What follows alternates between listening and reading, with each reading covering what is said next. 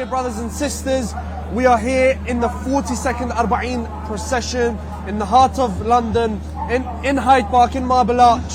And we're here with all these mawakib giving out food, serving drinks, and just being there and giving the people the feeling of Karbala here in London, in the West, for those that couldn't make it for the Arbaeen procession. But for those who are lucky, and for those that Abu Abdullah Al Hussein loves more, someone like Sayyid Muhsin Shah, who made it to Arbaeen and made it to this procession, we want to welcome him here on the stage. Assalamu alaikum, Sayyid. Alaikum assalam wa rahmatullah wa barakatuh. Minhal, my previous Arbaeen buddy, and also to all the viewers of Imam Hussein TV 3. It is fantastic to be back here, home in London, and mashallah, Karbala was really busy, but this is one of the busiest I've seen it in London as well. MashaAllah, the whole Arbaeen atmosphere, the whole, the aspect of commemorating Imam Al Hussein has really touched the hearts this year of all the Shia, and I think there's at least 20,000-30,000 people here tonight, MashaAllah. Now, as we mentioned, Sayyid Muhsin has made it to the Arbaeen in Karbala and the Arbaeen procession here. He's seen how busy it is both times. Sayyid Muhsin, I wanted to ask you, it's the first post-COVID year. The first year after travel restrictions were lifted. How did you see the environment change? How was it different from the years that, for example, me and you had gone, and from this year? Well, first of all, it was very easy to get a ticket and to get a visa. I got mine here in London, but you can get a visa on arrival as well in Baghdad or Najaf, wherever you land. And then on top of that, there wasn't any COVID ritual or which tests that you require to go. No PCR test or no, you just need to show your vaccination that you've been vaccinated and you can go straight into Iraq. There was no issues there or at immigration at the airport. Furthermore, this year was unprecedented, as in there were so many people. Wow. I was there 10 days before Arbaeen. How you've been to Arbaeen, and you know, 2 weeks before Arbaeen it's not that busy. It's okay. Mawakib are still setting up. I'm not lying to you, Minhal. 10 days before Arbaeen, it felt like there was 4 days before Arbaeen. Wow. It was so busy. There were so many people. Mawakib technically weren't prepared for the amount of people that were there. So it was just like all hands on deck, where they were ordering, 100,000 bottles or something like water. They had to double, triple it because there was so many people coming so soon. So many people, and you know what? Compared to the last 2 years, it wasn't expected to be this busy. We thought, do you know what? The doors are open now to everybody, because last year they only allowed 15,000 people per country. The year before that, if you were lucky enough to go, you went, and I got my visa I think 5 days before Arbaeen and I managed to go. Wow. So this year we thought, okay, restrictions are lifted. Everybody's going to want to be there in Karbala. Everybody wants to be there to commemorate, Arbaeen with Abu Abdullah Al Hussein. But this was unbelievable. Now, Sayyid, I wanted to ask you, you've been Arbaeen, mashallah, consecutively for the past couple of years, even with COVID. Now, when we look at the statistics, we see that, for example, last year was about 14 million people from outside of Iraq that came. The year before that was about 16 million. The year before that was about 17 million. This year, the numbers came out at 21,200,000. Did you feel the difference, or was it just, everyone on top of everyone and it was just crowded? No, you felt the difference. When you were there, a week before Arbaeen, it felt like it was, 2 days before Arbaeen, a day before Arbaeen. And it was like, whoa, what's going on? You couldn't get a hotel room in Karbala. Wow. You could not get a hotel room in Karbala, and if there was a hotel room available, you're paying double, triple, quadruple the price. Wow. Because it would have been the really fancy, just high in demand. Exactly. Everybody wanted to be there. Everybody was coming, and everyone was booking up all the hotels. So, luckily for me, Alhamdulillah, the Mawakib were there, and Imam Hussein TV was there to help me out and so forth. But the sheer amount of people that were there, mashallah, the hotels were fully booked. Wow. I mean, subhanallah, you see that, brothers and sisters, 21 million people that come towards Karbala, right? Who know that sometimes they won't be able to guarantee somewhere to stay. They know that maybe they'll have to sleep on the floor sometime. Who know that maybe it will be overcrowded. But still, the love of Abu Abdullah pushes them and drives them to just make it towards Karbala. If they were only able to see the shrine for a couple of minutes and then head back home, then they do it. This is the beauty of Arbaeen. I mean, Hajj is only 2 million people a year, and yet the governments there, they struggle, and the security there struggle. But Arbaeen this year, as we saw, was nearly 10-fold, 11-fold of what happens in Hajj. And we would expect that, you know, at Hajj, there would be more organization, there would be more security there. And in Iraq, it's subhanallah, for me, I believe it's the blessings of Aba Abdullah Al Hussein alayhi salam, who keeps all the Zuwar safe. It's not just the blessings of Aba Abdullah Al Hussein, because Aba Abdullah Al Hussein, when he came to Karbala, he made an agreement with Bani Aslam, I believe, that whoever comes to visit me, does my ziyarah, please look after them. Please give them food, give them shelter. And I think that message didn't just touch Bani Aslam, it touched the whole of Iraq. Yeah. For the Mashayikh, it's full of people who are not from Karbala. They're from Basra, from Nasiriyah, from where you're from, Samawa. There's so many Mawaqi from different parts of Iraq, all come just to serve the Zawar of Aba Abdullah Hussein. And if you're worried about protocol, you know, I'm telling you, the angels are doing the protocol. The angels are doing the security. And then there was this thing, I don't know if there was a rumor or something that there's no water available, there's no food available. It was absolute lies. Everyone had plenty of water, even though it was so hot. Everyone had plenty of water. There was plenty of food. And subhanAllah, the people of Iraq get very creative when they try to, you know, present the water. Because sometimes they'll get like an old bathtub, and they'll just throw blocks of ice in there and dash all the boxes of water. I mean, I remember seeing on YouTube, there was something like mountains of boxes of water just stacked up, waiting to just be poured for the Zawar of Aba Abdullah Al Hussein alayhi salam. You know, I mean, don't misinterpret what I'm saying. There were so many times we couldn't get cold water. Why? Because there were that many people taking the water out. They didn't have time to cool down. There were so many people, it was ridiculous. And I mean, the only time I actually got wind with water was when you don't have the vans with the pipes and you've got like a little gun to shoot out water. That's the only time you got like, you know, cold water. Otherwise, it was so busy and so hot. You know what? It was so hot, it didn't matter if it was cold. So say, Masin, tell me, were you blessed enough to be able to touch the Dhari' of Abi Abdullah Al Hussein alayhi salam during Arbaeen? I'll be honest with you. On the day of Arbaeen and the day before, I did my ziyarah from outside. From outside? I did it on the day of Arbaeen, I did my ziyarah from the Imam Hussein TV 3 studios, the new building. The new building. I did it from there, mashallah, a beautiful view. I got to sit in front of the 2 domes and recite Ziyarah Arbaeen and give my salam. I did not even try to go in because the queues for the shoes was so long. Never mind going inside. I thought, no.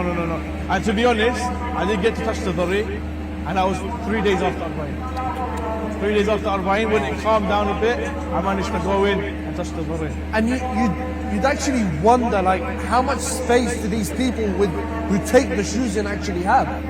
How much space do they actually have? Because sometimes I see them, it's crowded, they take and they give the tokens, they take and they give the tokens. I'm like, how much space do these guys actually have? I mean... But subhanAllah, the fadl from the Ahlul Bayt alayhim salam is that they've paved the way for everyone to have their ziyarah and to enter the shrine. Inshallah, I mean, that's the whole point, is that everyone has the opportunity to do ziyarah, even if it's from a bit of a distance. Maybe you don't get to touch the Dhari, it's not a problem. Your ziyarah isn't, you know, void, it's not batil. You know what I mean? Looking at the shrine, looking at the dome from a distance, being on the land of Karbala itself is a blessing, and it's enough for you to do a ziyarah to Aba Abdullah Al Hussein. And like you said, you know, there is a constant change of people coming in, people coming out, shoes going in, shoes going out. But some people even just left their shoes outside and walked straight into security. It was like, it's just the slippers at the end of the day. They cost what, 2,000-3,000 Iraqi dinar? Yeah, fair enough. They go missing as well, I'll buy a new pair. You know, exactly. A lot of people just, you know, they just threw their shoes inside, walk straight in. Yeah, subhanAllah. For me, when I see the crowds, when I saw the crowds going in and out of the Dhari' of Aba Abdullah, I just thought, subhanAllah, it's Aba Abdullah who makes the queues. It's Aba Abdullah who tells you come in, not your turn yet. All of you guys, you can walk in, touch my shrine, and then leave. Indeed. He's timed it so perfectly that everyone gets to see the darih at least, in the least. I mean, I'm not saying touching the darih because it's such a small darih, and you have 21 million people. But again, I mean, I can imagine the side roads were just, you couldn't go through them. MashaAllah, it was, how do I say it? You can't say shoulder to shoulder, it was like back to chest, back to chest. Wow. People stepping on your heels, people stepping on your toes. Walking down Shara Qibla is really, really hard. And then you have the Mawaqif. Here's another one. Minhal, you've been to Arbaeen, right? When did the Mawaqif start going in to do their salams? The day before Arbaeen? Yeah, day before. They started 4 or 5 days before. There were that many people, that many Mawaqif. 5 days before Arbaeen they started with the, you know when they have the long dance, the long entrance, and the roads, the Mawaqif come one by one and they go in and out. It's usually the night before Exactly, Arbaeen. they started 4 or 5 days before. Wow. That's how busy it was. And this is the blessing of Abba Abdullah. And to be honest, it should be like this. And it should be like this every year. And if you were to ask me, I think the Mashrai should be open 24/7. I think throughout the whole year round, people should be coming to walk from Najaf to Abba Abdullah Hussein. There should be like permanent Mawaqif set up to help the Zawar. And inshallah, you know, we can really, really give true value to Abba Abdullah Hussein, true integrity to Abba Abdullah, inshallah. Brothers and sisters, we can see behind us, we've spoken about Karbala and we will speak more about Karbala in a bit. But you can see that the lovers of Abba Abdullah Al Hussein have come from all corners of this country. I'm not going to say the world, because when I say the world, that's exclusive to Abba Abdullah. That's exclusive to Karbala. But we can say from all corners of this country, people have come down to gather, to join the procession, to mimic the walk from Najaf to Karbala, the iconic walk from Najaf to Karbala. And this 4 kilometers, 5 kilometers that they walk from here, around 4 to 5 kilometers, they walk here and come back to Imam Al Hussein to signify that small amount, to emulate that small walk that gets done by the Zuwar of Imam Al Hussein alayhi salam. And you can see that the people, the generosity of the people of Iraq and of the Shia, of Amir al-Mu'mineen Ali ibn Abi Talib alayhi salam, is right here. It's shown here. It's shown to the people of the West. Those who may not know about Abi Abdullah Al Hussein alayhi salam, those who may have never heard of the revolution of Abba Abdullah, they come here and they see the generosity, they see the people giving out the food, people giving out services right here in the heart of London, in Marble Arch, Hyde Park. Now Sayyid Muhsin, did you do your shows between Najaf and Karbala? I did. How are they? I missed you a lot, Minhal. Wallahi, I miss since you. we used to do them together. Yeah. Alhamdulillah, yeah. I had with Sheikh Ali Adam, who was a student in Karbala, mashallah, originally from Ghana. MashaAllah. He was with me and we did shows after Fajr, Adhan, and also at night around about 9:30. And every time we were there, the crowd just got more busy and busy and busy, and more people were coming to walk towards Abba Abdullah Hussein. And we were thinking that we've never seen crowds like this before. And we were assuming it was because for 2 years people have been restricted from coming to Abba Abdullah Hussein.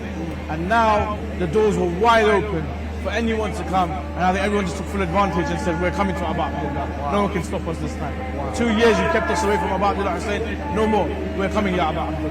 Wow. And what country, I want to ask you this, what country were you most taken back by that they had a mawqib there in Arbaeen during the Mashayikh? I mean, maybe you saw like in, let's say, an Eastern European country that may have had a mawqib. I think it's either Sweden or Switzerland. Red with a white cross. Switzerland. They had a mawqib on very close to the shrine of Abba Abdullah. Wow. Yeah, in Karbala. MashaAllah. That was really nice because they put their flag out and they weren't, scared to say that, okay, we have Iraqi heritage or Iranian heritage and we're here in Karbala. No, they were saying that, look, we are from Europe and the message of Abba Abdullah has gone to Europe. And here in Europe, we have come to serve the Zawar of Abba Abdullah. Ahsan Sayyid Muhsin. But brothers and sisters, we'll come back to myself and Sayyid Muhsin right after we go to our dear brother Ayyub, who's taking interviews. Stay with us. Zahra Sare Hussain एक माँ दुहाई देती रही और line ने एक माँ दुहाई देती रही और लाइन ने नेज़े पे रख के जुल्फों से बांधा सरे हुसैन गोदी में लेके बैठी है ज़हरा सरे हुसैन रखा अलग अलग गया संदूक में मगर रखा अलग अलग गया संदूक में मगर अकबर के सर के साथ ही निकला सरे हुसैन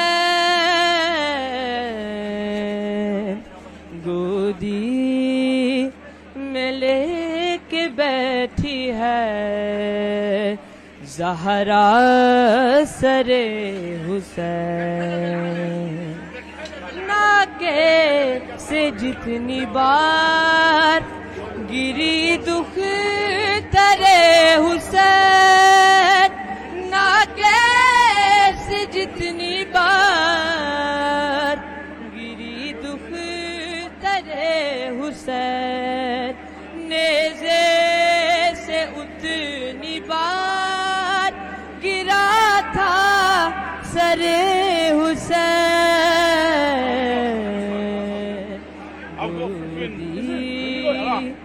में लेके बैठी है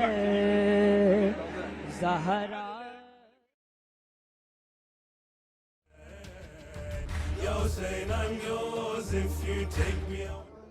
Assalamu alaikum wa rahmatullahi wa barakatuh. I'm Yasser Mansour from Imam Hussein TV 3 and we're here now in Marble Arch, London.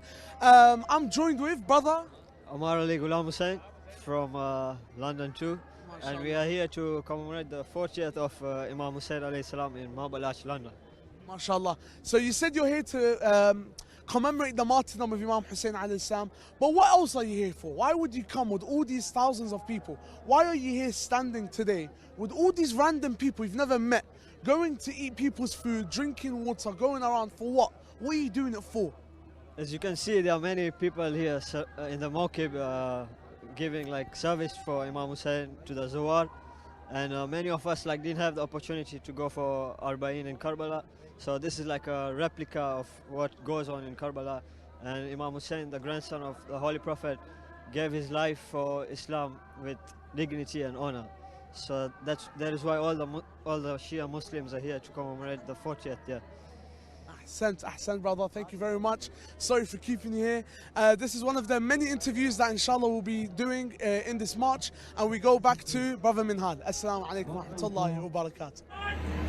Brothers and sisters, Assalamu alaikum and welcome back to this Imam Hussein TV 3 live coverage of the 42nd Arbaeen procession here in the heart of London. I didn't realise how busy it was. MashaAllah. I will not lie to you, Sayyid Muhsin has a better view than me.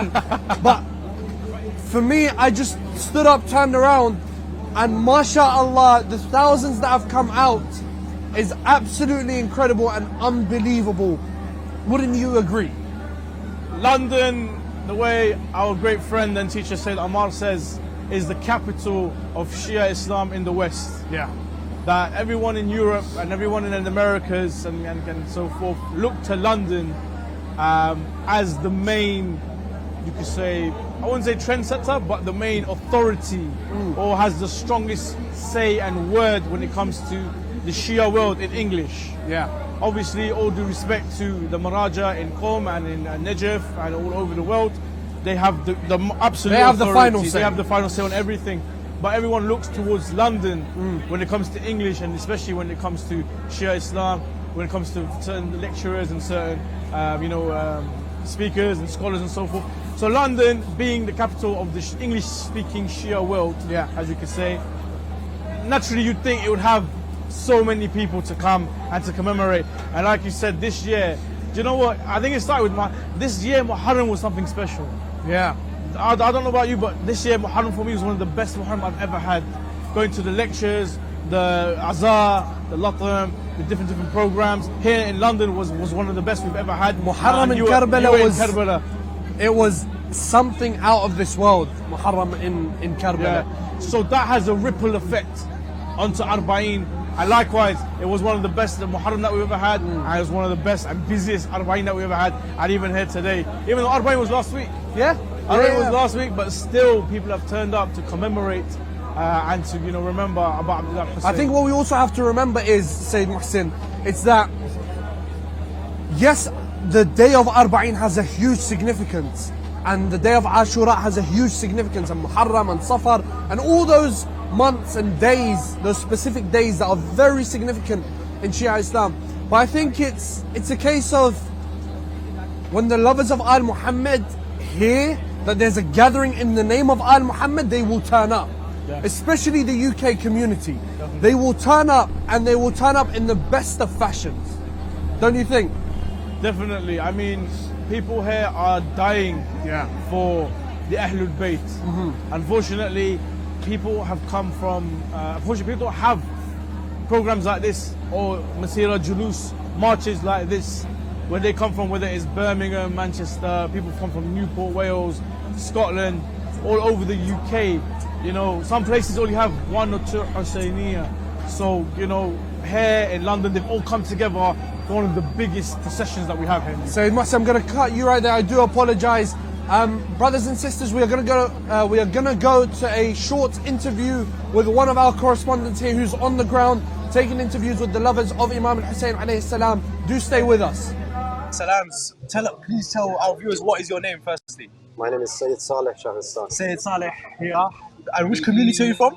The Iranian community. Iranian community. Is this your first time serving the Khuddam here at this annual Arbaeen procession in London? No, I think this is the 4th year. 4th year. Ahsantum. What exactly is it that you're serving today? We're doing hot dogs. So if you can just come and show the mu'mineen, the viewers, what exactly they're serving here. We can see they're serving hot dogs to the brothers and sisters here who have come. Ahsantum. And this year is special because today we're not just commemorating the Arbaeen of Imam Al Hussein, but also today is the Shahada of Rasulullah sallallahu alayhi wa alayhi, and Imam Al Rida Shahada is also tonight. Does that make this year more special for you? Absolutely, absolutely. Because obviously Arbaeen we weren't able to actually have Arbaeen for the last 2 years because of Corona. Because of Corona. But at the moment, this year, because of the funeral of the Queen last week, we couldn't have Arbaeen, so we're having Arbaeen, which coincides with the martyrdom of the Prophet. These brothers and sisters working with you here today, these other Khuddam, are these your family? Are these your community? They're my community, they're my family, we're all family. Ahsantum. We are Husseini, we are family. And what does it mean to you, all of you here, to be serving on a day like this? هذا من فضل ربي. It's an honor to help provide the food for the mu'mineen who are here for Imam Hussein. So as we can see, brothers and sisters, Sayyid Saleh here is proud that him and the rest of his fellow Iranian community are here serving the Zawar of Imam Al Hussein alayhi salam, and may Allah allow him to continue their service, inshallah. Ahsantum. Like